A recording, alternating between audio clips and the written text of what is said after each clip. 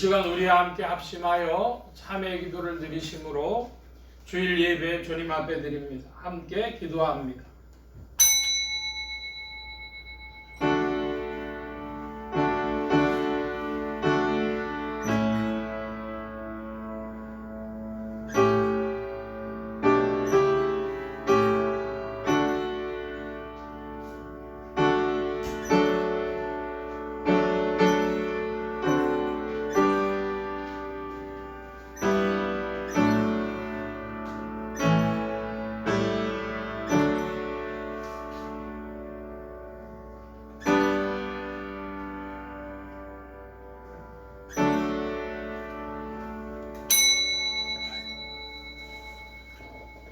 여호와는 광대하시니 우리 하나님의 성 거룩한 산에서 극진히 찬송하리로다. 터가 높고 아름다워 온 세계가 즐거워하며 큰 왕의 성 곧 북방에 있는 시온산이 그러하도다. 하나님이 그 여러 궁정에서 자기를 피난처로 알리셨도다. 아멘. 긍휼이 풍성하신 아버지 하나님, 저희들의 나옴을 용납해 주시니 감사합니다. 죄인됨을 알며 허물됨을 아시며 구제불능한 사람들임을 아시면서도 선택하시고 부르시고 의롭다 하시고 오늘도 다시 불러주시는 귀한 은혜를 진심으로 감사하옵나이다. 주님의 은혜를 생각하면 감사한 것뿐이오나 자신을 돌아볼 때에는 고개를 들 수 없나이다. 주님의 음성이 들려오건만 외면하고 살았습니다. 양심으로 말씀하시고 성경으로 말씀하시고 사건 속에서 말씀하시고 계시건만 저희는 주님의 말씀을 외면하고 살았습니다. 주님의 거룩하신 뜻을 저버리고 살며 때로는 강한 징계로 나타내실 때에도 저희는 아픔만 생각하고 그 사건 속에 있는 주님의 사랑을 잊어버리고 살았습니다.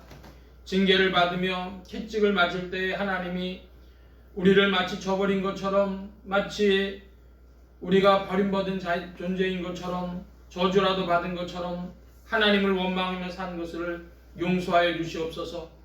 잘못과 죄는 자신에게 있건만 남을 원망하고 하나님의 뜻을 거역한 것으로 인하여 징계를 받으면서도 마치 자신만이 희생당하는 것처럼, 희생양이라도 된 것처럼 하나님 앞에 그릇되게 행했던 오만불선한 행위를 주님 앞에 자복하오니 용서하여 주시기를 기도하옵나이다. 게으르고 나태했으며 물질의 노예가 되었으며 정욕과 명예와 자기본위의 사람이 되어서 하나님의 뜻을 외면하고 자기가 해야 할 당연한 일들을 게을리했으며 하나님의 그 거룩 기뻐하시는 일은 생각지 않고 하나님이 기뻐하시지 아니하는 일을 짐짓 행했던 모든 허물을 주님 앞에 자복하오니 주여 불쌍히 여겨주시옵소서. 이 모든 악에서 건져주시기를 기도하옵나이다. 지금은 하나님과 나만이 아는 죄를 생각하며 묵묵히 참회 기도를 계속합니다.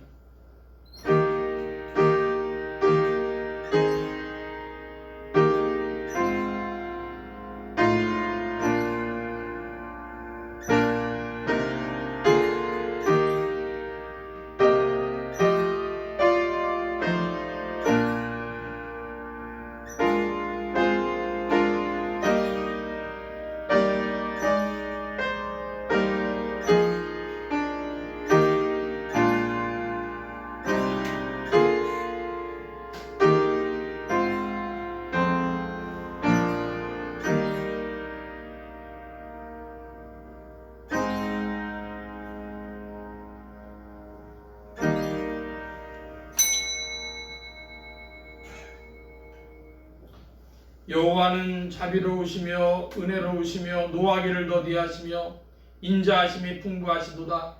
아비가 자식을 불쌍히 여긴같이 여호와께서 자기를 경외하는 자를 불쌍히 여기시나니 그러므로 주 예수 그리스도 안에 있는 자에게 결코 정죄함이 없느니라. 아멘. 기립하셔서 57장 찬송합니다.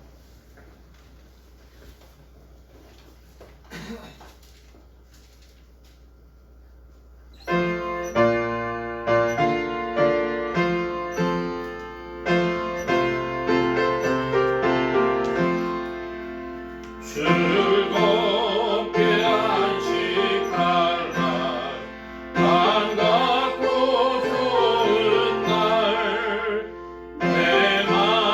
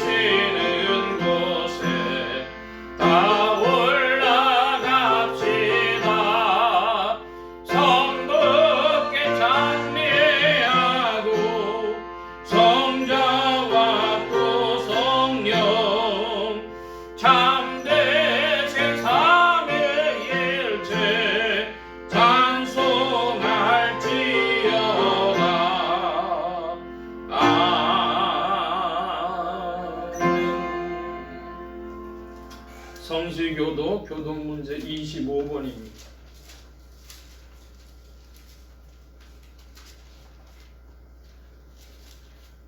교동문 제25번.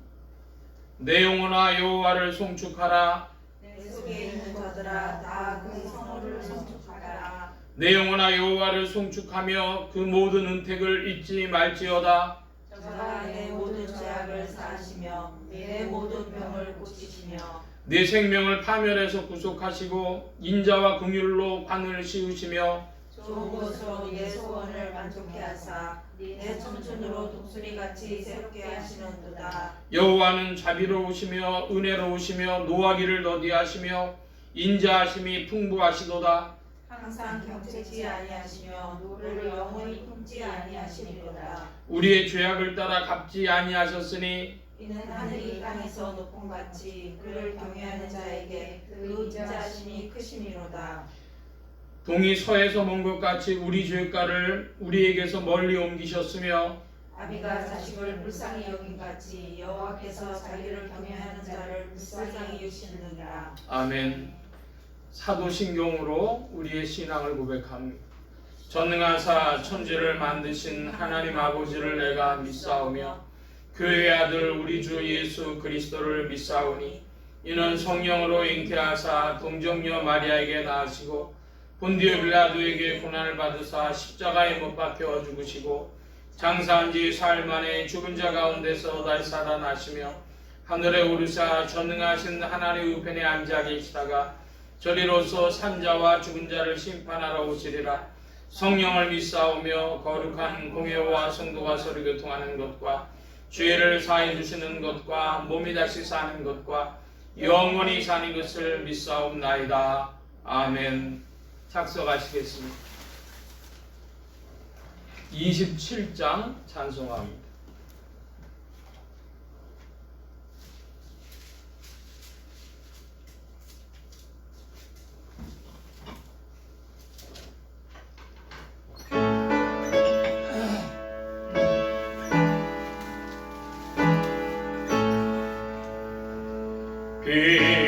빛나고 높은 보좌와 그 위에 앉으신 주의 수 얼굴 영광이 해같이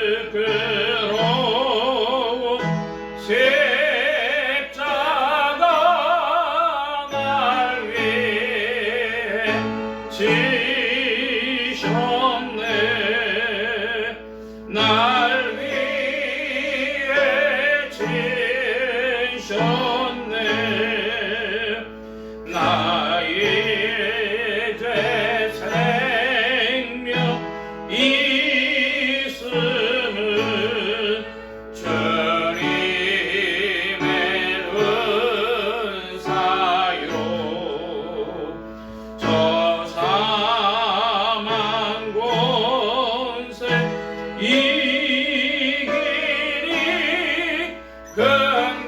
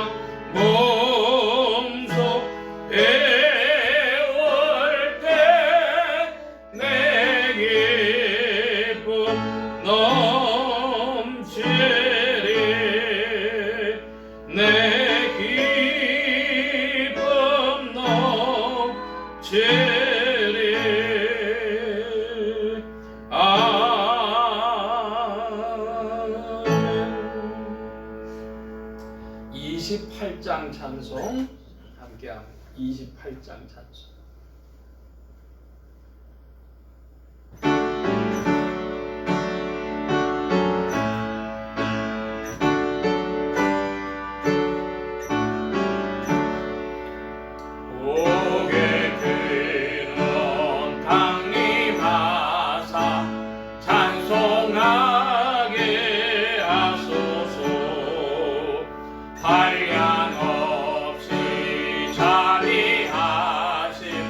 증량할 길 없도다.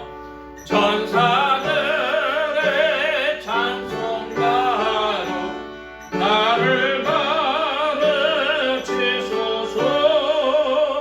구속하신 그 사랑을 항상 찬송합니다.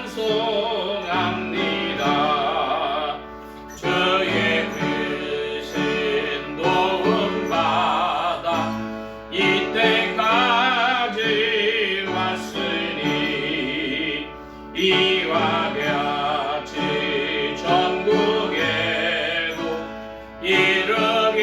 이르기를 바라네.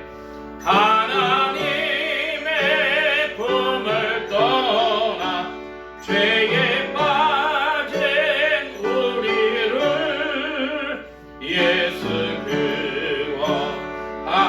구원하시려고 보혈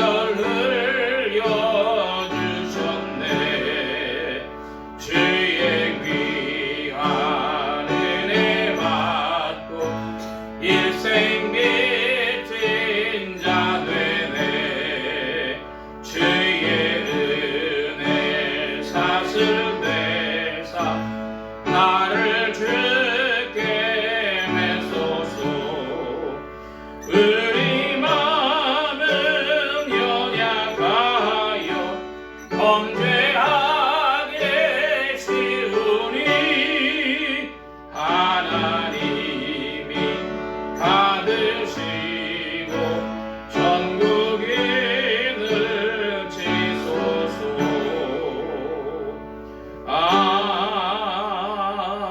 아멘. 우리 함께 합심하여 기도합니다. 주보 맨 뒤에 기도의 공동체란을 도와주시기 바랍니다. 유럽 선교를 위해 기도합니다. 몰도바, 우크라이나, 벨라루시 이런 나라들 위해서 특별히 지금 이런 나라들이 전쟁 중에 있거나 또 전쟁에 휩싸일 가능성이 있는 곳인데 위해서 기도해 주시기 바랍니다.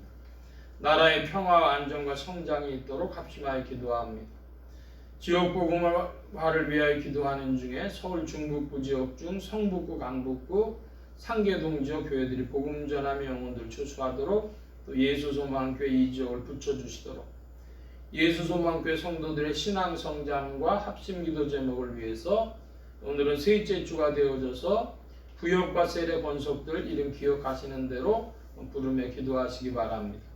부족한 종류에 기도해 주시기 바랍니다. 성령의 통치 아래 영육간의 강건함과 말씀의 충만함을 얻도록 또 모든 성대와 발성기관에 복을 주셔서 힘있게 유익하게 주의 말씀 증거할 수 있도록 우리 함께 합심하여 기도합니다. 각자 기도하시겠습니다.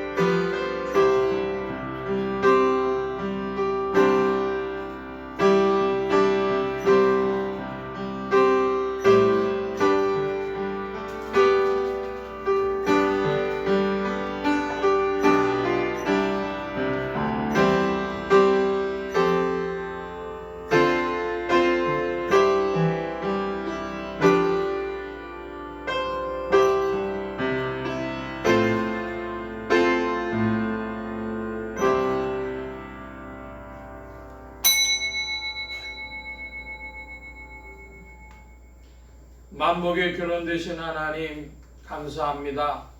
함께해 주셔서 주의 크신 사랑과 은혜 가운데 경륜 가운데 우주와 만물과 인생들을 붙드시며 주께서 운행하시며 통치하시니 주님을 찬양합니다.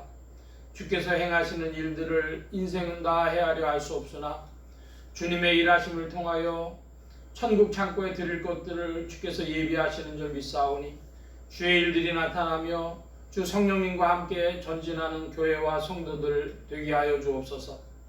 주님 함께하여 주셔서 또한 세계 선교를 위하여 기도하는 중에 우크라이나와 벨라루시를 위하여 기도합니다.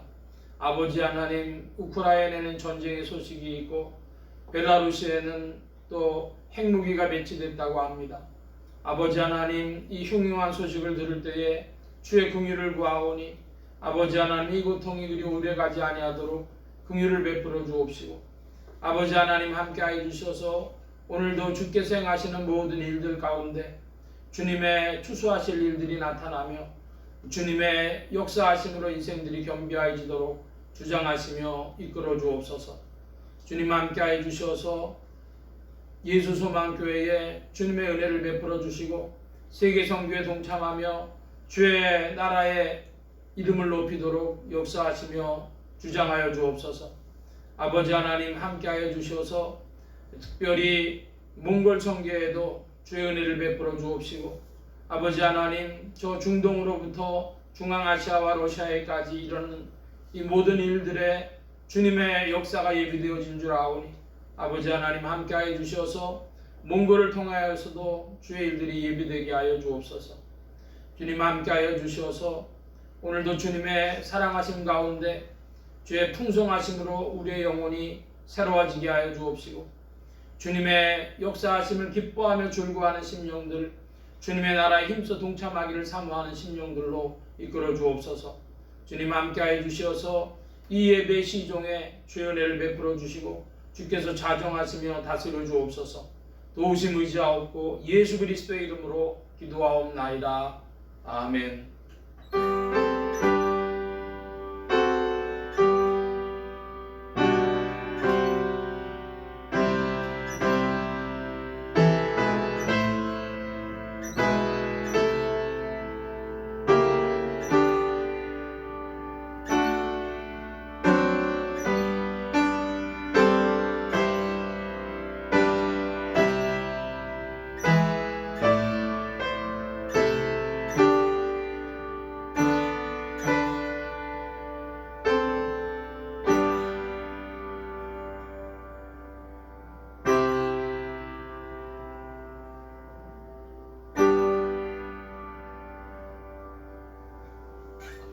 오늘 우리에게 주신 하나님의 말씀 신약 요한복음제 18장 15절로 27절까지의 말씀입니다. 먼저 15절로 18절까지의 말씀만 함께 교독을 합니다. 신약 179면 무렵 요한복음제 18장 15절입니다. 제가 먼저 한 절 봅니다. 시몬 베드로와 또 다른 제자 하나가 예수를 따르니 이 제자는 대제사장과 아는 사람이라 예수와 함께 대제사장의 집들에 들어가고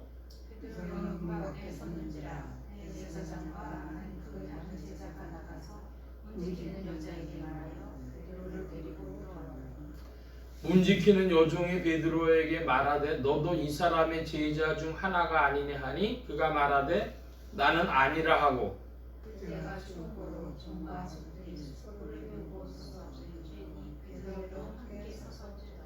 예, 101장 찬송 함께합니다. 101장.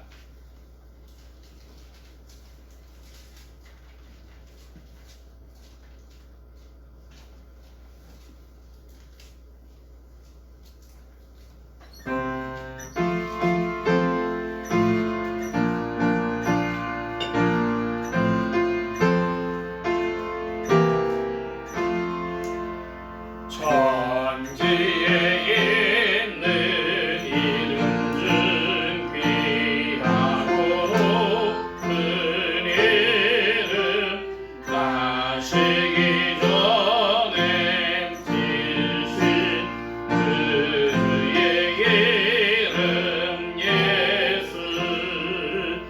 저 앞에 내가 엎드려 그 이름 찬송함은 내 귀에 들린 말씀 중 귀하신 이름 예수 주 십자가에 달릴 때 명패에 쓰인 대로 저 유대인의 왕이요 오늘의 왕이시라 저 앞에 내가 엎드려 그 이름 찬송함은 내 귀에 들린 말씀 중 귀하신 이름 예수 지금도 살아계셔서 언제나 하시는 일 나 같은 죄인 부르사 찬송함 주시도다 주 앞에 내가 엎드려 그 이름 찬송함은 내 귀에 들린 말씀 중 귀하신 이름 예수 주 예수께서 영원히 어제나 오늘이나 그 이름으로 우리에게 참 복을 내리신다 주 앞에 내가 엎드려 그 이름 찬송함은 내 귀에 들린 말씀 중 귀하신 이름 예수 아멘. 기도합니다. 만복의 근원 되신 하나님 함께해 주셔서 오늘도 주의 복된 날 하늘문 활짝 여시며 심령의 문들 또한 활짝 열어주옵소서. 열린 문을 따라 주의 말씀이 심령들 중에 찾아가 영혼을 밝히는 빛이요 인생에 나아갈 바른 길이요 영혼을 위한 참된 양식이 되게 하여 주옵소서. 부족한 것 십자가 뒤로 감춰주시며 성령의 두루마기로 입혀주옵소서. 말하는 이과 듣는 귀에 복 주심 바라오며 의지하올 때에 예수 그리스도의 이름으로 기도하옵나이다. 아멘. 할렐루야. 그리스도의 풍성하신 은혜와 사랑이 여러분과 늘 함께 하시기를 바랍니다. 오늘 이 아침에는 요한복음 제18장 15절로 27절까지의 말씀을 가지고 그리스도를 부인한 베드로라 하는 제목으로 말씀을 나누고자 합니다. 하나님의 권능으로 죽음에서 부활하신 예수 그리스도는 죄와 죽음과 저주 가운데 있는 인생들에게 의와 생명과 복의 근원이 되셨습니다. 이 예수 그리스도를 세상의 구주요 나의 주님이요 만유의 주제로 마음에 모시어 영접하는 자에게 성령님께서 내주동행 역사하셔서 그리스도를 섬기며 따르며 순종하는 자들에게 의와 생명과 축복이 실제가 되게 하십니다. 이 예수 그리스도의 제자 중에는 대제사장과 알고 지내는 제자도 있었고 예수 그리스도의 제자됨을 부인하는 제자들도 있었지만 최종적으로 그들은 예수님을 떠나지 않았습니다. 오늘 말씀의 중점입니다. 오늘은 6월의 셋째 주가 되어졌는데요. 우리 예수소망교회 성도의 행복한 입술에 고백하는 것이 있습니다. 주보 안에 보면 예수소망교회 성도의 행복한 입술의 고백, 번호를 누르면 내용을 좀 읽어주시기를 바랍니다. 1. 그리스도와 함께하는 세상 아름다운 것입니다. 2. 그리스도 안에서 우리 모두는 귀한 사람들입니다. 3. 믿고 기도하십시오. 예수님이면 됩니다. 4. 당신 때문에 저는 참 행복합니다. 예, 그리스도와 함께라면 인생은 아름다운 것입니다. 그랬는데요. 그리스도를 우리 마음에 모신다 하고 또 그래서 그리스도와 함께 사는 것을 그리스도와 동거한다 이렇게 이야기를 합니다. 그러므로 모시고 사는 인생, 자기로서 사는 인생과 모시고 사는 인생이 있는데 여러분은 모시고 사는 인생으로 초대받은 것입니다. 그리스도를 잘 모시는 여러분들 되시기를 바랍니다. 그래서 그리스도와 함께라면 인생은 아름다운 것입니다. 그리스도 안에서 뭔가 생각하는 것에 가치가 달라지고 또 방식이 달라지고 전에 같으면은 잘 받지 않았던 것들을 이제 생각이 변화돼 가지고 받을 수 있는 것은 주님을 모시고 살기 때문에 주 안에 있기 때문에 그러한 것이죠. 지난주에는 유다에 대해서 그리고 주님께서 하나도 잃어버리지 아니하심에 대해서 아버지께서 주신 잔에 대해서 우리가 살펴봤습니다. 가룟 유다, 그 사람은 어떤 사람이었습니까? 그 사람은 예수님을 파는 자로서 예수님을 잡으러 온 군대와 하속들의 편에 선 사람이었습니다. 그러니까 우리가 어느 줄을 서느냐, 인생의 줄을 잘 서야 되겠습니다. 예수님 편에 서느냐, 예수님을 파는 자들의 편에 서느냐. 다 예수님의 12제자 중에 한 사람이었지만은 그러나 유다는 예수님의 참 제자가 아니었고 잠시 일시로 주와 함께한 자에 불과했습니다. 그러므로 오늘도 주님 편의 선자들 더욱 되어야 하겠습니다. 둘째로 예수 그리스도는 아버지께서 주신 자를 하나도 잃지 아니했다 그러는데 또 주님께서는 이제 십자가를 향해 가시는 걸 아시고 아버지께 자기 사람들의 보존을 부탁하셨습니다. 하나님, 이 사람들을 보존해 주십시오 그랬습니다. 어떻게 주님이 보존하신다고요?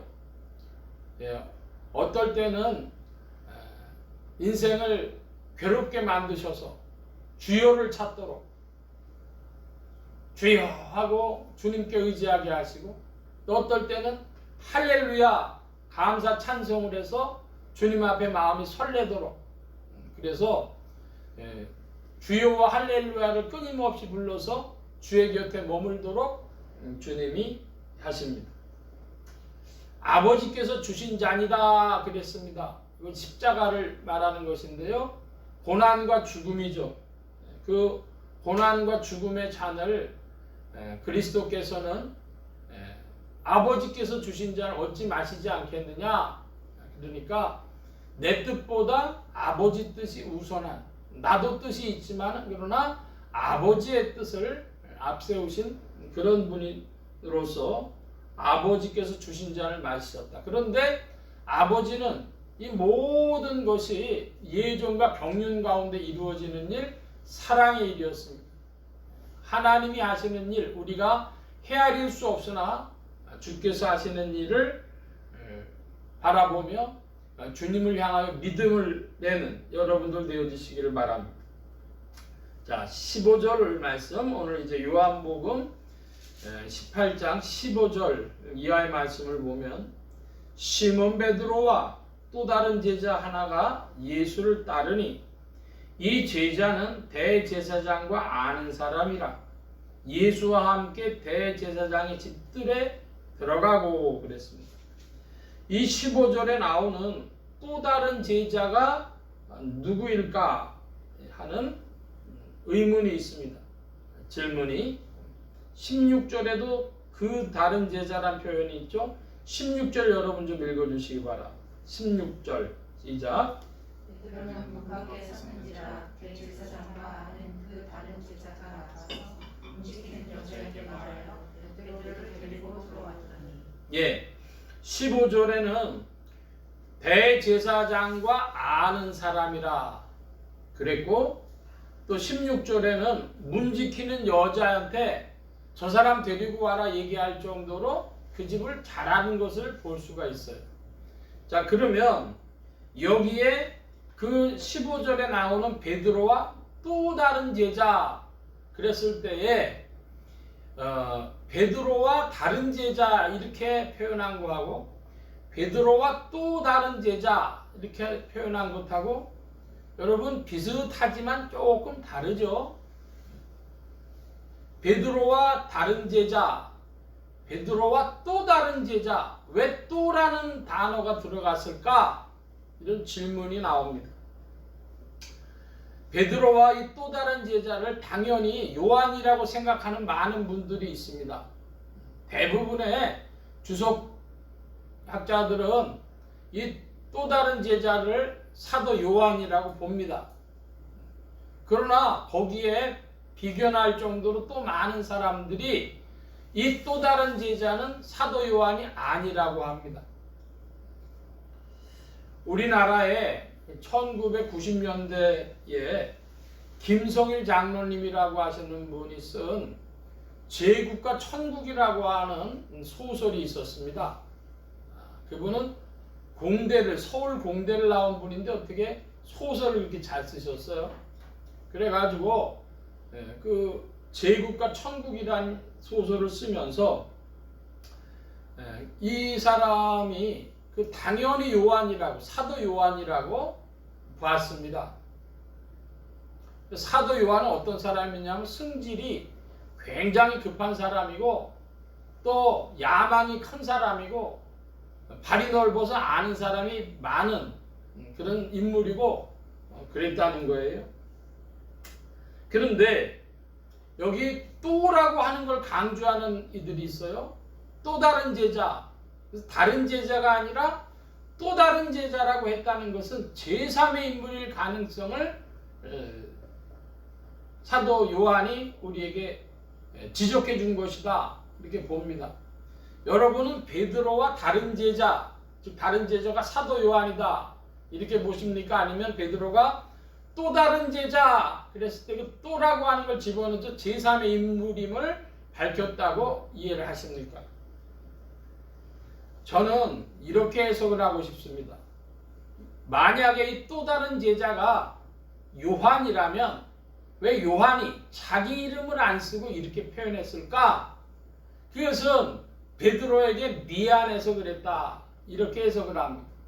즉 무슨 이야기냐 하면 향후로 벌어질 일들이 이 대제사장 집으로 베드로를 끌어들임으로써 베드로가 아주 수치스러운 일을 창피한 일을 당하게 만든 그런 원인 제공자가 되어버렸기 때문에 미안해서 자기를 드러내지 못하고 이렇게 또 다른 제자라고 표현했다. 이렇게 보는 것입니다. 또 다른 제자가 정확하게 누구인지는 알 수 없지만 요한일 가능성이 높다. 이런 정도로 말씀을 드리겠습니다. 자, 그런데 이제 16절, 17절, 18절에 보면은 17절에 문 지키는 여종이 베드로에게 말합니다. 그 또 다른 제자가 문 지키는 여자에게 베드로를 좀 데려오시오. 그렇게 얘기를 했더니 베드로를 데리고 들어오면서 가만 보니까 이 사람이 그 예수의 제자 같은 거예요. 그러니까 이야기를 합니다. 문 지키는 여종이 베드로에게 말하되 너도 이 사람의 제자 중 하나가 아니냐 하니 그가 말하되 나는 아니라 하고 그러니까 베드로가요 너 예수 제자 아니야? 그랬더니 아니야 나 아니야 이렇게 얘기했다는 거죠. 18절에 보면 그때가 추운 고로 종과 하속들이 숯불을 피우고 서서 쬐니 베드로도 함께 서서 쬐더라 그랬습니다. 여기 지금 그때가 언제인지 추웠다 그럽니다. 그러니까 이 사건성이 잘 부각이 되는 거죠. 사막지대에서도 밤에는 춥습니다. 지금 밤에 지금 이 일들이 이루어지고 있는 것을 보여주고 있어요.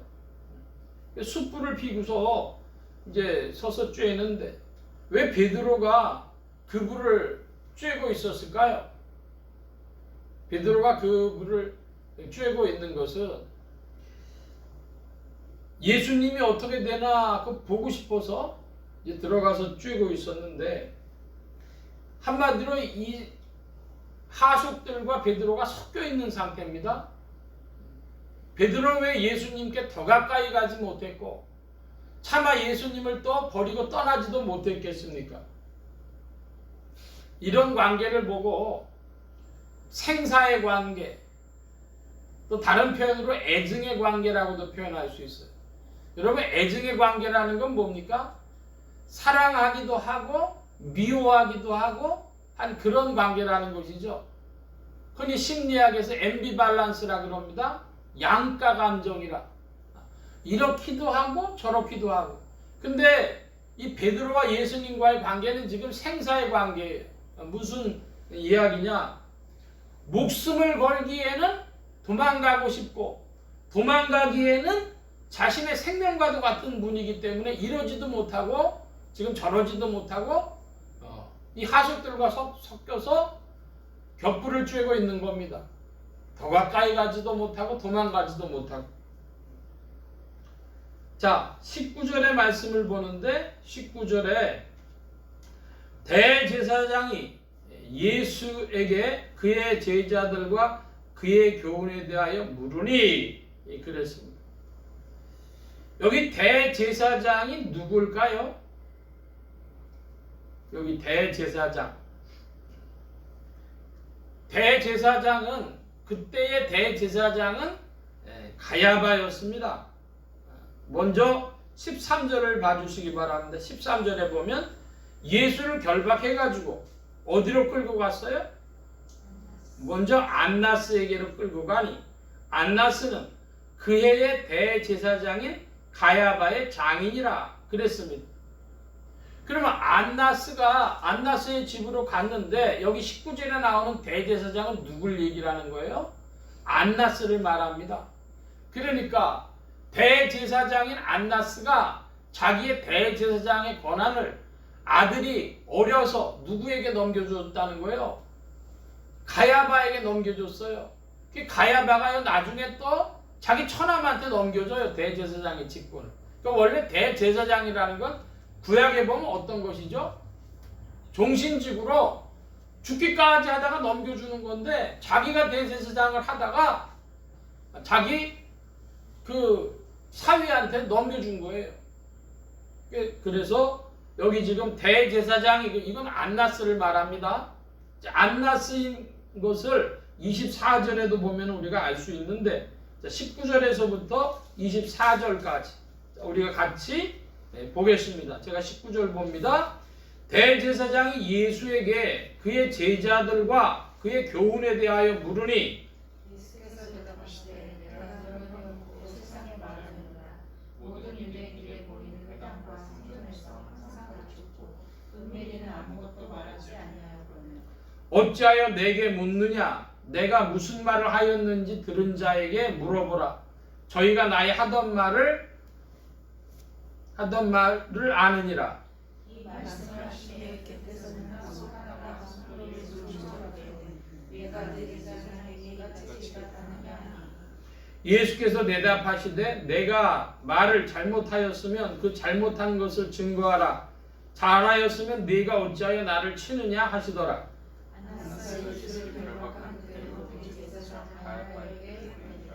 예, 자 24절에 보니까 대제사장 가야바에게 예수님을 보냈답니다. 누가 보냈대요? 안나스가 보냈대요. 그럼 19절에 나오는 대제사장은 누구예요? 안나스인 거예요. 안나스 대제사장, 가야바 대제사장. 이게 그러니까 벌써 구약 성경에 근거하지 않은 인간의 종교로서의 활동, 그 구약 유대교를 빙자한 종교 활동이라는 것을 알 수가 있죠.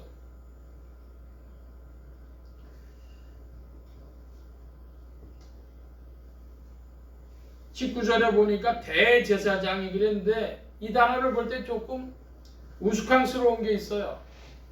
어떤 분이 그러더라고요. 장관을 했는데요. 장관을 몇 달 했냐 그러면요. 6개월 했어요. 6개월. 1년도 못 했어요. 뭐가 이렇게 바뀌어가지고요. 6개월 장관 했는데 그분은 평생 장관이에요. 딴 사람이 자기를 장관님이라고 안 불러주면 굉장히 기분 나빠요. 예? 그래서 지금 요한복음을 보면은 저는 그 생각이 나요. 왜 안나스라고 계속 쓰면 될 텐데 사도 요한이 성령의 감동 중에 대제사장이라고 썼을까요? 이거 보면 어떤 면에서 보면 일종의 고발입니다. 그 당시에 유대 종교에 대한 고발을 하고 있는 거예요. 24절에는 안나스라고 썼으면서 왜 19절에는 대제사장이라고 썼느냐? 이거 지금 그 상황을 고발하고 있는 것이다. 이것이죠. 20절에서부터 23절까지 보면 특별히 23절에 주님이 무슨 말씀을 하시냐 그러면 내가 말을 잘못했으면 잘못한 것을 뭐하라? 증거하라. 밝혀라. 네. 여러분 증거라고 하는 단어가 어디에서 쓰이는 거예요? 법정에서 쓰이는 거죠. 그러니까 예수님이 지금 안나스와 이렇게 그 옆에 있는 사람들하고 이야기를 할 때에 무슨 개념을 가지고 계시냐 그러면은 법정적 개념을 가지고 항변하고 계신 겁니다. 야, 네가 가르친 그 제자들과 너의 교훈에 대해 얘기해봐라. 그랬더니 야, 나는 항상 얘기했다. 그러니까 그 들은 자들한테 한번 물어봐라. 이렇게 주님이 대답을 하셨습니다. 나는 다 드러내놓고 가르쳤다. 그러니까 이게 불손하다고 보고 안나스의 그 하속이요 예수님을 때리는 거죠. 그랬더니 예수님이 야, 내가 뭘 잘못했는지 증거를 대라. 너 잘못한 것도 없는데 왜 나를 때리냐? 이렇게 말씀하셨어요. 예수님의 항변이죠. 그럼 여기서 우리가 기억해야 할 것이 있습니다. 뭐냐 그러면 예수님이 십자가 지시고 온 인류를 위해서 피 흘리시고 십자가 지셔서 우리를 구원했다. 사람들이 교리적으로 얘기를 합니다. 예수님이 내가 십자가 지러 세상에 오셨다라고도 말씀하셨어요.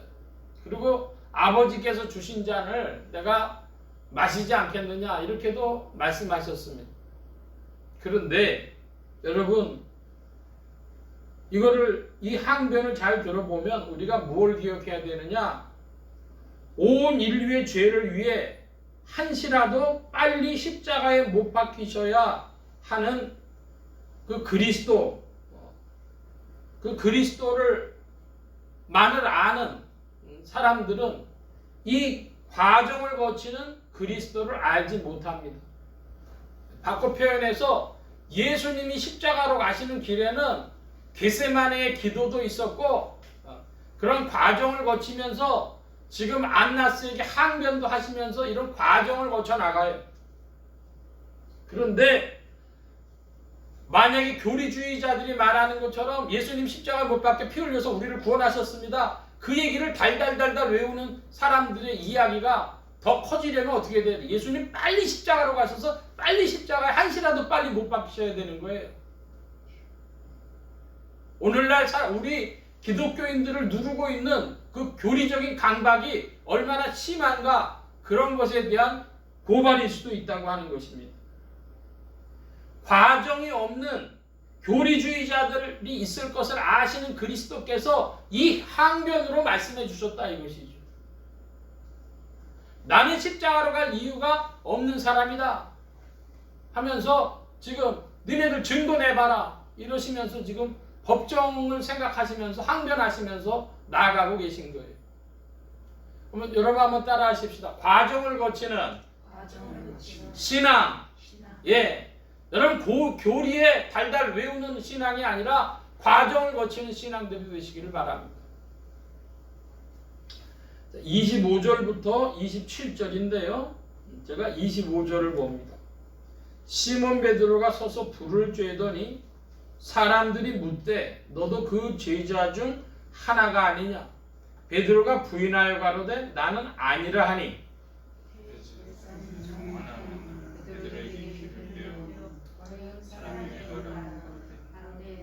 그 사람과 함께 동산에 27절 함께 봅니다. 이에 베드로가 또 부인하니 곧 닭이 울더라. 예. 이 시몬 베드로가 예수님 3번 부인하는데 첫 번째는 여종이 질문할 때 아니라 그랬습니다. 두 번째 부인할 때는요, 사람들이 많은 데서 사람들이 물었습니다. 여러 사람들이. 그럴 때 나 아니야 얘기를 했습니다. 세 번째는 그 대제사장의 종으로서 베드로에게 귀를 베어버린 말고라고 하는, 마태복음에 나오는 말고라고 하는 자의 그 친척이, 일가가 내가 봤는데 너? 그러니까 아니라고 또 잡아떼죠. 3번을 부인하는 겁니다. 근데 닭이 울었다 표현하고 있어요. 자, 우리가 마태복음에 한번 가볼까요? 마태복음 26장. 신약의 49면 무렵입니다. 신약의 49면 마태복음 26장 69절에서 75절. 69절에서 75절입니다.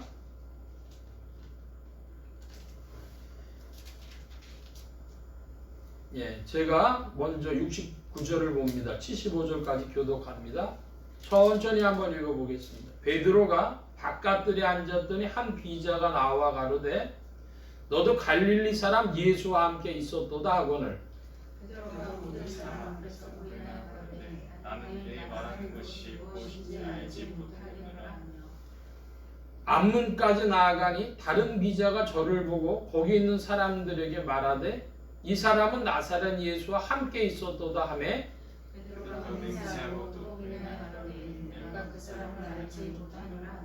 예, 72절에 보니까 맹세하고 부인했다는데 여러분, 맹세할 때에 뭘 두고 해요?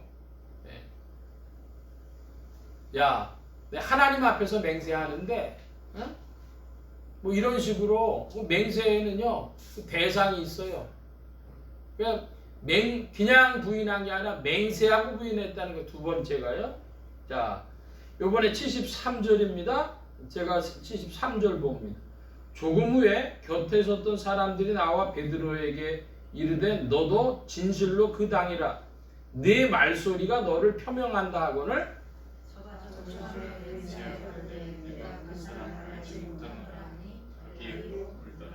75절 함께 봅니다. 이에 베드로가 예수의 말씀에 다굴기 전에 네가 3번 나를 부인하리라 하심이 생각나서 밖에 나가서 심히 통곡하니라. 예, 첫 번째는요 내가 아니라 그랬어요. 두 번째는 맹세하며 아니라 그랬어요. 근데 세 번째는 어떻게 했어요? 저주하며 맹세하여. 여러분, 저주하는데 저주에는 대상이 있어요. 뭘 저주한 건 줄 아십니까? 예수 그 자는 죽어 마땅한 자야. 그 저주의 대상이 근데 한국어법으로는 이게 참 받아들이기 어렵습니다. 한국식으로 이야기한다면 뭐라고 했냐면 야, 내가 예수를 안다면 내가 저주받아 마땅하다 이렇게 얘기를 해야 되겠죠. 어쨌든 저주에는 대상이 있어요. 예수님을 저주했든지 자기 자신을 저주했든지 그걸 맹세하면서 이야기합니다. 난 모른다. 처음에는 모른다. 두 번째는 하나님 두고 맹세하는데 모른다. 세 번째는요.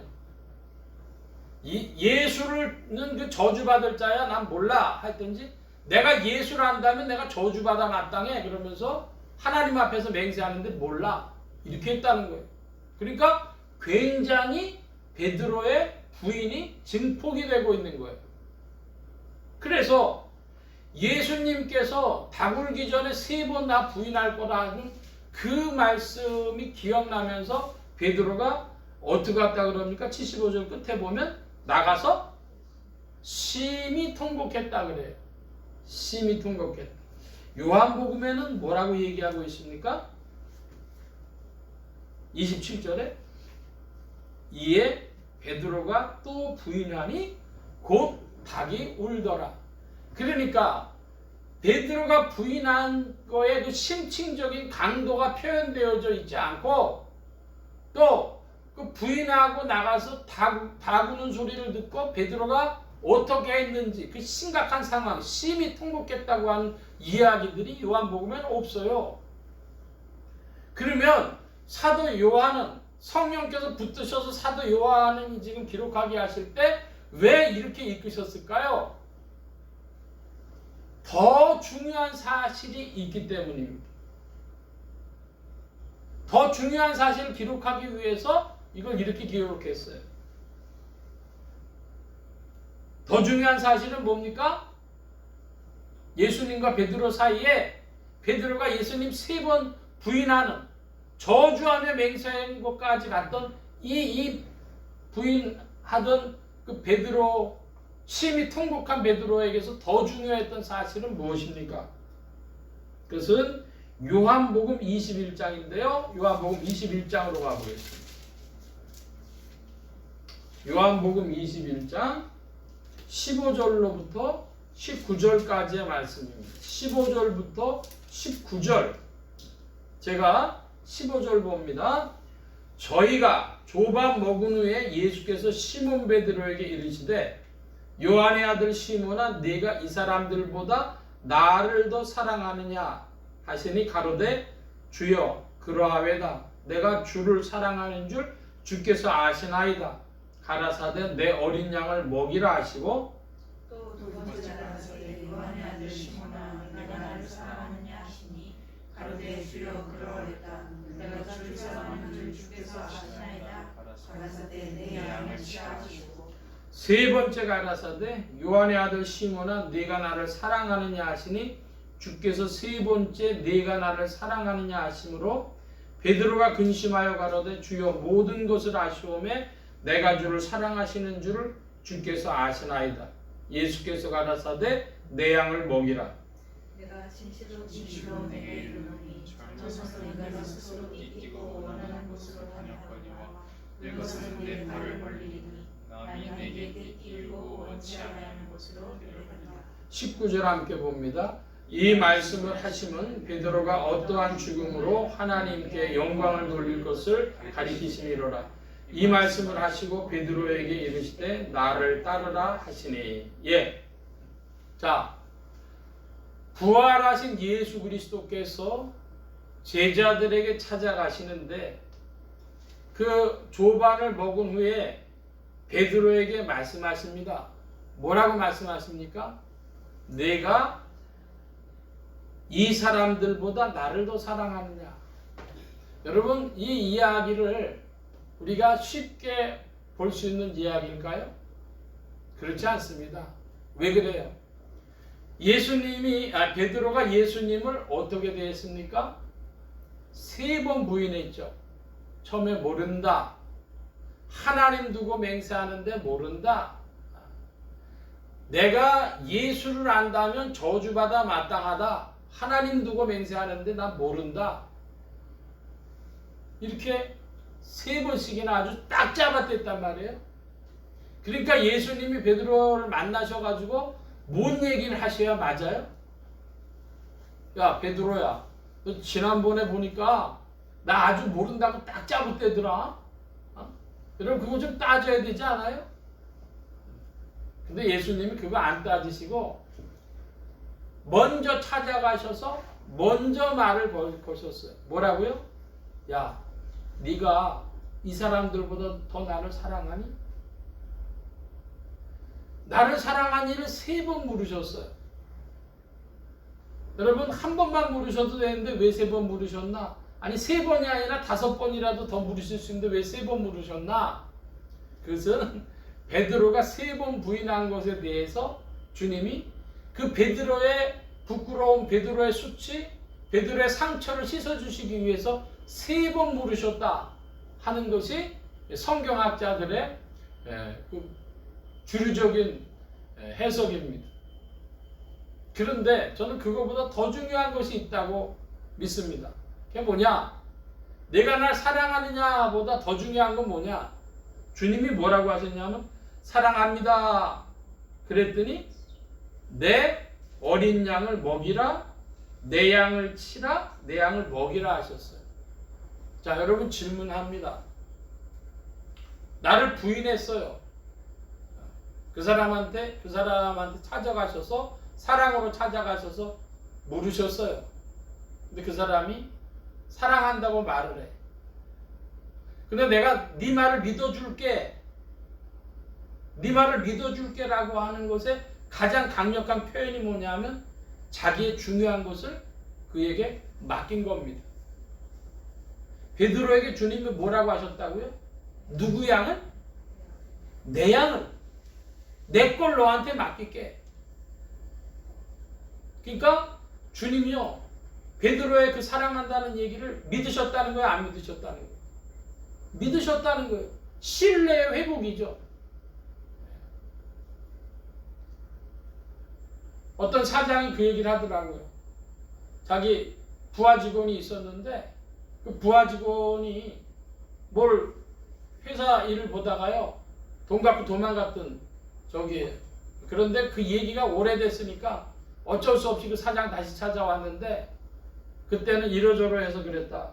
그랬더니요, 자기가 그 친구한테 믿어준다 그러고 내가 대구에 갔다 와야 되니까 회사 좀 지키라 그러고서 회사 열쇠를 주고 갔다는 거예요. 창고 있는 창고하고 사무실 열쇠를 주고 가요. 그러면 그 믿는다는 얘기야, 안 믿는다는 얘기야? 내가 너 믿을게 한 얘기죠. 근데 두고두고 자기 이제 나이가 먹었어요. 두 사람이 다 나이가 먹었는데 그분이 그 얘기를 하는 거예요. 내가 이 사장 돈 훔쳐가지고 좀 갔는데 그때 사정이 어쩔 수 없어 갔는데 그걸 받고 나니까 내가 도저히 어쩔 수 없어가지고 그 다음에도 어려운 일 여러 번 회사에도 있었고 나한테도 있었지만은 나 끝까지 같이 갔다 그러는.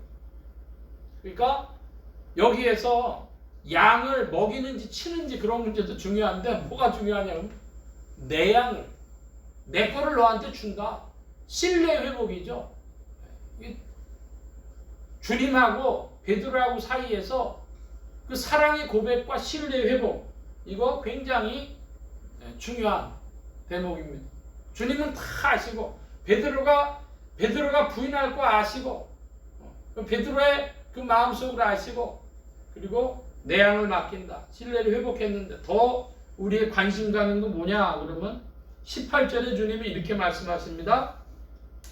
내가 진실로 네게 이르노니 젊어서는 내가 스스로 띠띠고 원하는 곳으로 다녔거니와 늙어서는 네 팔을 벌리리니 남의 내게 띠띠우고 원치 아니한 곳으로 데려가리라. 이 말씀을 하시면 베드로가 어떠한 죽음으로 하나님께 영광을 돌릴 것을 가리키심이로라 그랬습니다.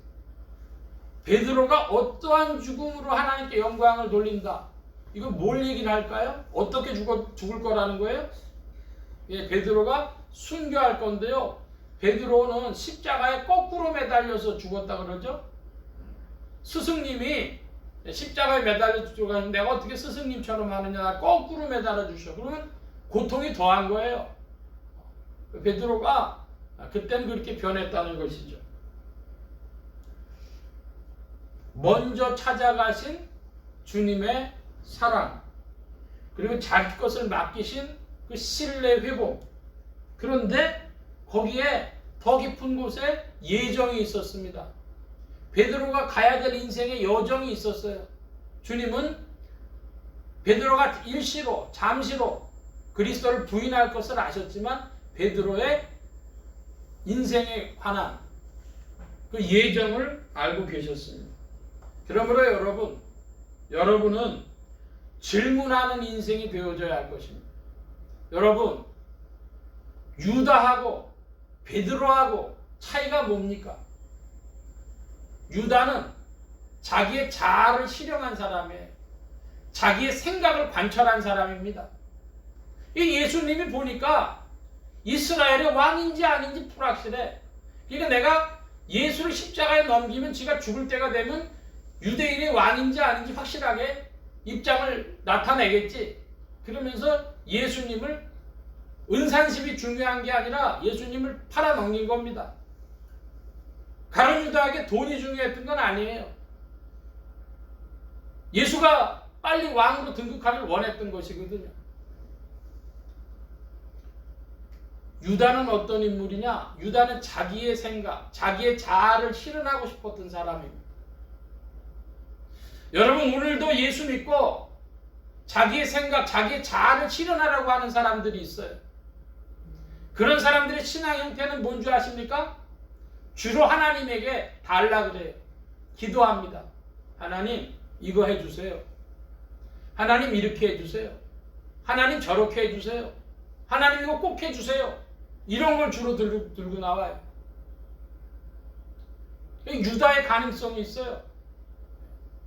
실제로 많은 사람들이 교회 안에서 그렇게 유다의 길을 걸어간 사람들이 있습니다. 여러분, 자기의 자아를 실현하는 사람들이 아니라 주님 앞에 질문하는 사람들이기 바랍니다. 여러분, 이렇게 기도하시기 바랍니다. 주님, 제가 이제 어떻게 해야 될까요? 그런 기도하는 여러분들 되실 줄 믿습니다. 제가 어떻게 해야 될까요? 주님의 예정을 알기를 원합니다. 근데 주님이 예정 잘 안 가르쳐 주셔요. 그럼 조금 이따가 좀 찾아보겠습니다. 잘 안 가르쳐 주시고, 그러니까 우리가 주님 앞에 질문해야 될 건 뭐냐? 주님, 제가 어떻게 해야 될까요? 날마다, 오늘은 제가 어떻게 해야 될까요? 지금은 제가 어떻게 해야 될까요? 그럼 질문하는 여러분들 되실 줄 믿습니다. 한번 따라 하십시다. 주님, 제가 어떻게 해야 될까요? 예, 오늘은 어떻게 해야 될지, 지금은 어떻게 해야 될지 주님께 달라고 하지 말고 주님께 질문하는 여러분들 되어질 줄로 믿습니다. 그 하나님이, 우리 주님이 베드로한테 그 예정을 다는 안 가르쳐 주셨어요. 뭐냐? 그러면 요한복음 19장으로 가보겠습니다. 요한복음 19장에 25절. 요한복음 19장 25절부터 27절인데요. 제가 25절 봅니다. 자, 27절까지 교독을 합니다. 예수의 십자가 곁에는 그 모친과 이모와 글로바의 아내 마리아와 막달라 마리아가 섰는지라. 예수께서 그 모친과 사랑하는 제자와 곁에 섰는 것을 보시고 그 모친께 말씀하시되 여자여서 아들이라 하고 27절 함께 봅니다. 또 그 제자들에게 이르시되 보라 내 어머니라 하신데 그때부터 그 제자가 자기 집에 모시니라. 예. 자, 여기에 사랑하시는 제자라는 것은 거의 이견이 없이 사도 요한이라고 봅니다. 예수님 십자가에 못 박히셔서도 그 효자이신 예수 그리스도께서 그 모친을 자기 제자에게 부탁을 했어요. 네 어머니처럼 모셔라. 네 어머니다. 그랬더니 이제 요한이 예수님을, 마리아를 어머니처럼 봉양하며 모시는 겁니다. 자, 근데 몇 년을 모셨을까요? 사도 요한은 예수님이 그 말씀하신 거 그냥 순종을 했지, 뭐 그게 얼마가 갈지 모르고 좌우지간 어쨌든 모셨어요. 근데 몇 년을 모셨을까요? 50년이 넘도록 모시게 됐어요. 아마도 제자들 중에 성질 급한 거라면 베드로와 요한 서로가 첫째가냐 둘째가냐 할 정도로 성질이 급한 인물들이니까 이 사도 요한도 순교에 마땅한 사람이에요.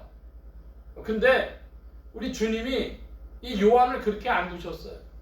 야, 어머니 잘 모셔. 그러니까 이 마리아 살아있을 동안에는 어쩔 수가 없는 거 봉양을 해야 되니까 자기 마음대로 순교할 수도 없어요. 그래서 50여 년의 세월이 흘렀다고 봅니다. 마리아가 이제 소천을 하고 난 후에 사도 요한이 80대 후반 정도, 90대 가까이가 돼서야 이제 자유로워졌어요. 그러니까 마리아도 굉장히 오래 살았다고 봐야 되겠죠. 그 마리아가 세상을 떠난 후에 이제 나도 순교할 수 있다 하고서 갈라 그랬더니 너무 노인이 돼버려가지고 로마 제국에서 이 노인을 갖다가 그 믿는다고 하는 죄목으로 죽이려니까 민심이 조금 험해지는 거예요. 원래는요 불가마에 집어넣어갖고 기름가마에 집어넣어가지고 이 베드로 사도 요한을 죽이려고 했는데 그렇게 안 하고 밤모섬으로 귀양을 보냈다는 것이죠. 잡아와가지고 재판을 하는데 사형이냐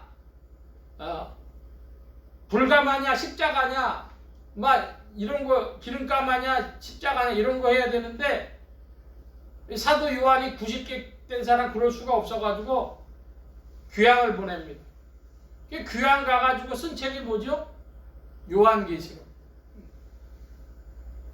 요한계시록하고 요한복음 중에 어떤 책이 제일 맨 마지막 책이냐 할 때 성도들은 요한계시록이라고 해석하는 분들이 100명이 있으면 아마 90명 아니면 뭐 95명, 99명까지도 요한계시록이 성경의 제일 마지막 책이니까 사도 요한이 제일 마지막에 썼다고 생각들 하실 텐데 신학자들 중에서는 이견이 있어요. 뭐냐? 성경에서 제일 마지막에 기록된 책이 무엇일까? 요한복음이 가장 마지막에 기록되어졌을 거라고 보는 성경학자들, 신학자들도 많이 있습니다. 저는 그분들의 견해에 시사점이 있다고 봅니다. 어쨌든 요한계시록을 쓰고 요한복음을 쓰고 성령님께 붙들려서 이것을 써야 할 책임이 일이 사도 요한에게 있어서 주님께서 그때까지 요한을 살려두시고 시간이 한참 흐르게 하셔서 기독교가 이제 외형을 드러나게 될 때에 요한계시록과 요한복음을 쓰게 하신 겁니다. 사도 요한은 승질급했던 사도 요한은 그런 생각 한 번도 해본 적이 없을 거예요. 예수님이 어떻게 하셨어요? 야, 내 어머니다. 그 말씀만 한 것으로 50여 년의 시간이 흘러가고 그리고 요한계시록 쓰고 요한복음 쓰고 60년의 세월이 흘러가는 겁니다. 여러분 그거를 승질급한 사도 요한한테 알려줬으면 사도 요한이 예 알았습니다 그러고 살았을까요? 아니요. 인생들은 자기 인생이 어떻게 가는지 몰라요. 그럼 모르는 게 더 유익이에요. 그러니까 우리는 어떻게 하면 됩니까? 하나님의 예정 가운데 모든 일이 이루어지겠지만 우리는 날마다 질문할 뿐입니다. 주여, 오늘은 어떻게 살아야 될까요? 주님, 어떻게 하면 될까요? 그럼 다시 한번 따라해 보시기 바랍니다. 주님, 어떻게 해야 될까요? 예, 여러분 믿음 중에 날마다 질문하시기를 바랍니다. 주님, 어떻게 해야 됩니까? 사람들이 자꾸만 주님한테 이거 해달라 저거 해달라 자기의 자아를 실현하려고 합니다. 그러니까 오늘날도 이 지상의 교회 안에 가룟 유다와 같은 이들이 많이 있는 겁니다. 섞여 있는 겁니다. 그럼 우리는 주님의 예정과 주님의 사랑하심과 이 모든 것 속에 자기를 맡기고 믿고 주님이 주의 뜻대로 나의 인생 이끌어 가실 줄로 믿고 나에게 무슨 사명 주실 줄도 나는 정확하게 모르고 날마다 나아가는데 주여, 오늘은 어떻게 해야 합니까? 질문하는 신앙인들이 되시기를 바랍니다. 유다를 봤습니다. 그리고 우리가 베드로와 요한을 살펴봤는데 그러니까 유다와 베드로, 요한은 다른 부류의 사람이죠. 우리가 그 인생이라고 하는 것을 보면서 한국 사람들에게 쉽게 말한다고 하면 운명이라고 얘기할 수 있어요. 교회 안에서는 예정이라고 그러고 일반 한국인들은 그저 운명이라고 부르는 겁니다. 그게 다 돼 있는데 사람들은 그걸 안 보려고 그래요. 안 믿으려고 그래요. 교회 다닌다는 사람들도 안 믿고 안 보려는 사람들로 가득 차 있어요. 그럼 바울을 한번 좀 살펴보겠습니다. 예, 바울을 보는데요. 사도행전 9장을 보겠습니다. 202면 무렵에 사도행전 9장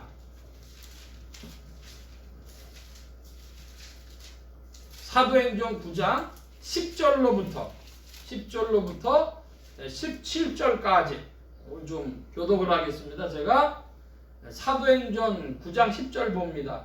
그때에 다메섹에 아나니아라는 제자가 있더니 주께서 환상 중에 불러 가라사대 아나니아라 하시거늘 대답하되 주여 내가 여기 있나이다 하니 일어나 십가라는 거리를 와서 유다 집에서 사도 사람 사울이라는 자를 찾으라. 저가 아나니아라 하는 사람이 들어와서 자기에게 안수하여 다시 보게 하는 것을 보았느니라 하시거늘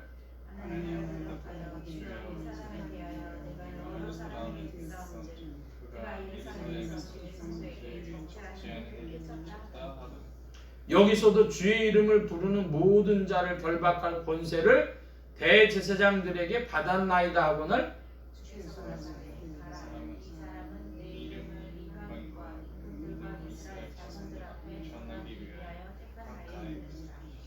그가 내 이름을 위하여 해를 얼마나 받아야 할 것을 내가 그에게 보이리라 하시니 떠나 그 집에 들어가서 내게 안수하였고 형제 사울아 곧 내가 오는 길에서 나타나시던 예수 나를 보내어 너로 다시 보게 하시고 성령으로 충만하게 하시나.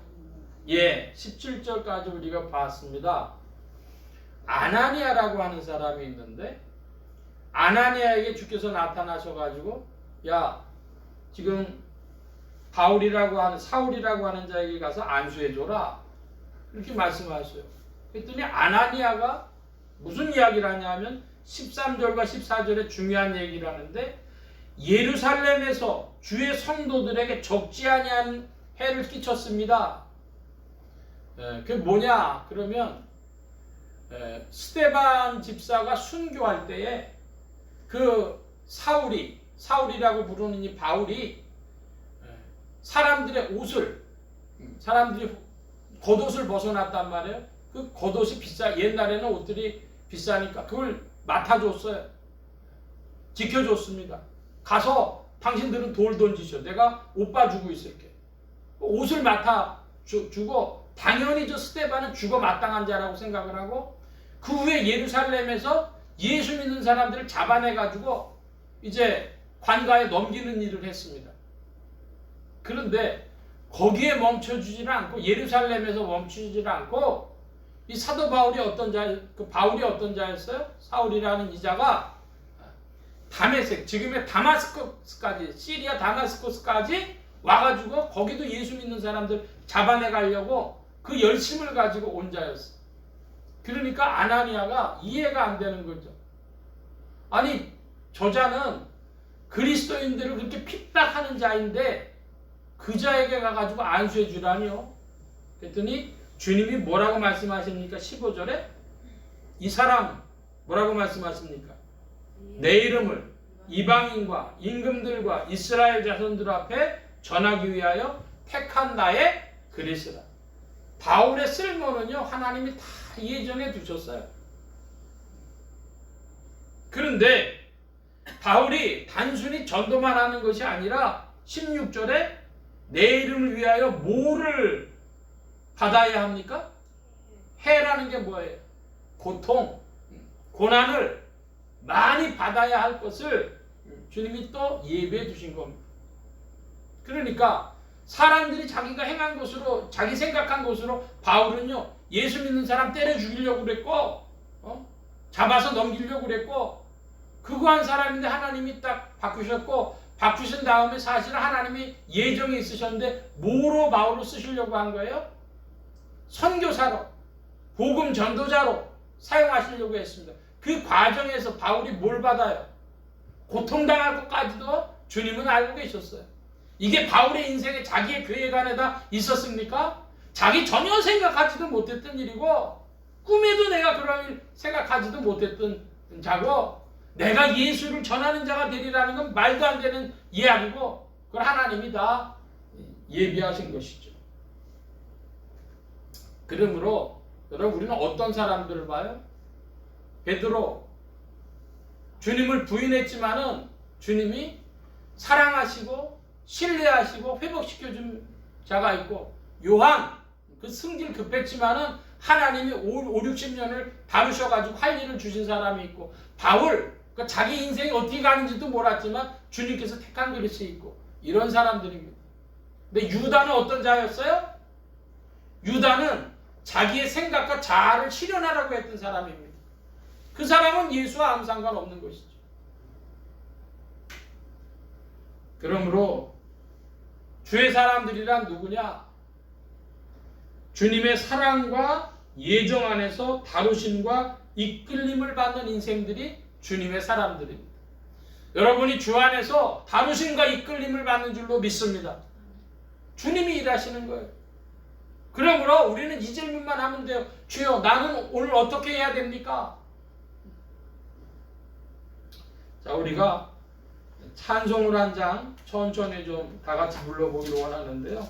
반주 없이 434장 찬송입니다. 434장 찬송 함께 불러보겠습니다. 가사를 생각하시면서 함께 불러봅니다. 나의 갈 길 다가도록 예수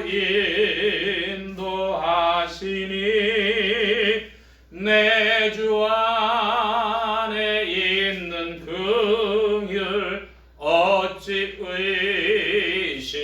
의심하리요. 믿음으로 사는 자는 하늘 위로 받겠네. 무슨 일을 만나든지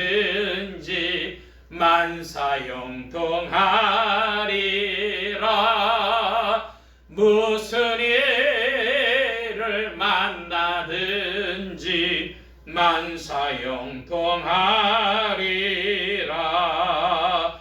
나의 갈 길 다가도록 예수 인도하시니 어려운 일 당한 때도 족한 은혜 주시네. 나는 심히 고단하고 영혼 매우 가라나 나의 앞에 반석에서 샘물 나게 하시네. 나의 앞에 반석에서 샘물 나게 하시네. 나의 갈 길 다가도록 예수 인도하시니 그의 사랑 어찌 큰지 말로 할 수 없도다. 성령 감화 받은 영혼 하늘 날아갈 때에 영영 부를 나의 찬송 예수 인도하셨네. 영영 부를 나의 찬송 예수 인도하셨네. 아멘. 여러분, 영영 부를 나의 찬송이 뭡니까? 예수 인도하셨네. 주님이 다루시고 이끄시는데요. 1, 2절에는요. 주님의 다루심이 좀 나타나 있어요. 뭐라 그러냐? 그러면 믿음으로 사는 자는 하늘 위로 받겠네 그랬으니까요. 여러분, 위로받을 일이면요. 인생이요. 그렇게 아주 좋다는 거예요? 아니면 어려움이 있다는 거예요? 어려움이 있다는 거죠. 그런데 위로해 주신다는 거예요. 어떤 자에게? 믿음으로 사는 자는. 거기 믿음의 비밀이 있어요. 여러분 질문합니다. 무슨 일을 만나든지 만사형통하리라. 무슨 일을 만나든지 만사형통하리라. 여러분 이 찬양 믿어집니까? 믿기를 바랍니다. 저도요. 저는 이 434장 찬송 부르는데요. 요 1절에 무슨 일을 만나든지 만사형통하리라는 안 불렀어요. 언제까지 안 부르는 줄 아십니까? 제가 번동이라는 데서 목회할 때까지 안 믿어졌어. 아마 2002년 전후 될 것 같아요. 그때 믿어지더라고요. 여러분 믿음에 솔직해지기 바랍니다. 그러면서요, 이것이 무슨 말씀하는지, 무슨 일을 만나든지 만사형통하는 이유가 뭡니까? 좋은 일을 만날 때는 주의 은혜고 주님을 찬양하는 일이고, 어려운 일 당할 때는요, 주님이 위로하시고 날 다루시고, 무슨 일이든 우리는 다 만사형통한 거예요. 그리스도인들한테는 모든 일이 만사형통하다. 여러분 믿음 되길 축원합니다. 그래서 뭐라고 합니까? 영영 부를 나의 찬송. 누가 인도했다고요? 예수님이 인도하셨다. 주님의 사랑과 예정 안에서 다루심과 이끄심을 믿는 믿음의 소유자들, 그들이 그리스도인들입니다. 다시 한번 말씀드립니다. 주님의 사랑하심과 예정하심 안에서 우리를 다루시고 이끄심을 믿는 인생들이 그리스도인들입니다. 여러분 믿음 되기를 바랍니다. 주님 우리를 다루시고 이끄십니다. 내 인생 사는 게 아닙니다. 그러면 오늘도 자기 인생 사는 사람들은 괴로울 거예요. 유다와 같은 자들이 있습니다. 자아를 실현하라고 하는 자들이 있습니다. 괴로운 인생들입니다. 참혹한 인생들이 될 것입니다. 그러나 누굽니까? 베드로도 요한도 바울도 주님 안에서 다루심과 이끄심을 얻었고 그리스도 안에서 살았고, 그러므로 영영 부를 나의 찬송, 예수 인도하셨네를 부를 수 있는 사람들이었습니다. 여러분들도 그와 같을 줄로 믿습니다. 그것이 우리의 소망인 것입니다. 이제 오늘 말씀을 정리하고 마치려고 합니다. 예수님의 제자 중에는 대제사장 안나스를 아는 제자도 있었습니다.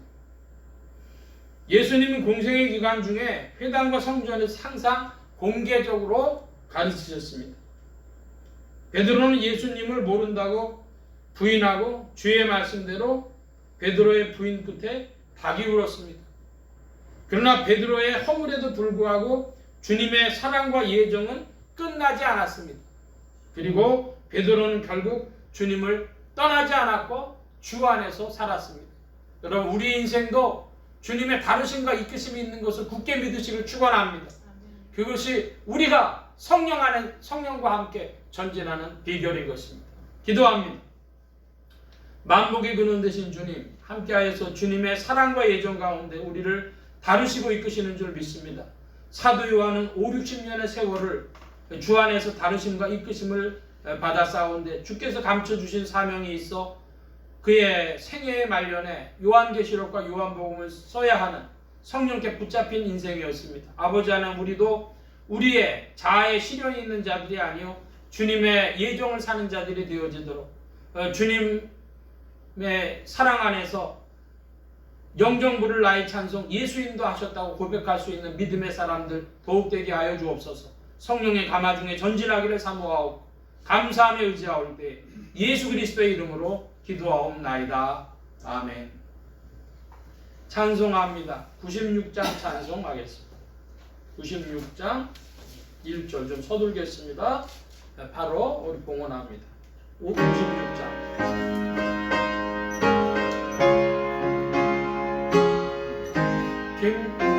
이정현 권사님. 주 예수 내가 알게 전 날 먼저 98장 했네. 그의 크신 사랑 나타나 내 영혼 거듭났네. 주 내 맘에 늘 계시고 나 주의 안에 있어 저 포도비율 같으니 참 좋은 나의 친구.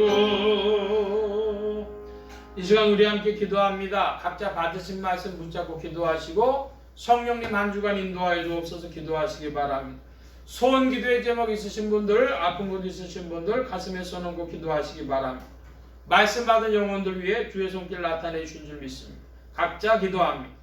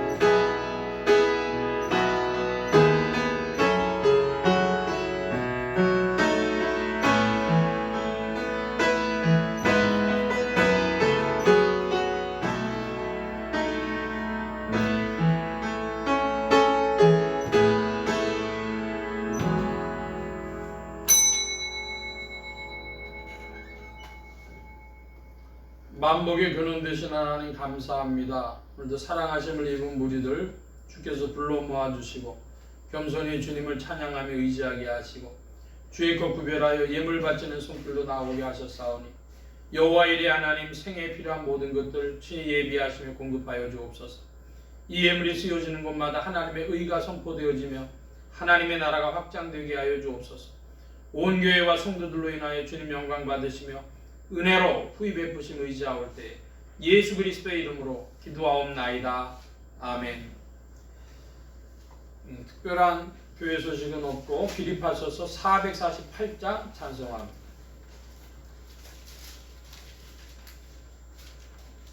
1절 4절 하겠습니다.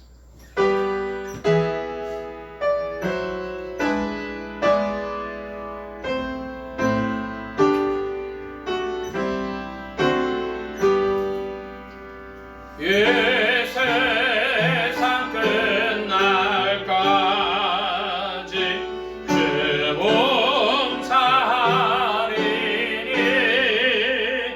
내 친구 되신 주여 늘 함께 하소서.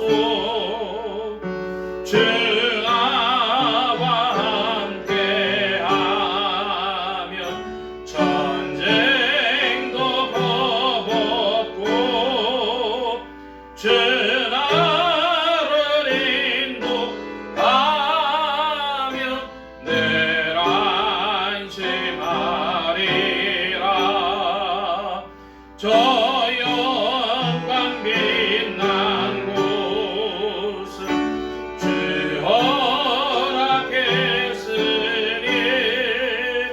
그 허락하신 곳을 늘 사모합니다. 끝까지 쉬지 않고 주 따라가리니 주 넓은 사랑 안에 늘 인도하소서.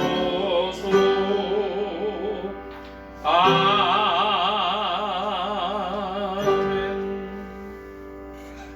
이제는 우리 주 예수 그리스도의 무한하신 은혜와 하나님 아버지의 극진하신 사랑하심과 성령님의 내주교통 역사 충만케 하심이 무슨 일을 만나든지 만상 형통하리라고 하는 믿음, 영영 부를 나의 찬송, 예수 인도하셨다고 고백할 수 있는 믿음, 그 믿음이 부족한 인생들에게 찾아오셔서 사랑과 예정 가운데 다루심과 이끄심으로 그 믿음으로 주장하시기를 사모하시는 주를 향하여 믿음을 뜨겁게 내기를 사모하는 이 자리에 모인 모든 무리들 머리머리 위에, 온라인 예배로 참석하는 심령들 머리머리 위에, 이들의 가정과 직장과 생업과 학업과 모든 출입과 만남과 건강 위에 이제로부터 늘 함께 계실지어다. 아멘.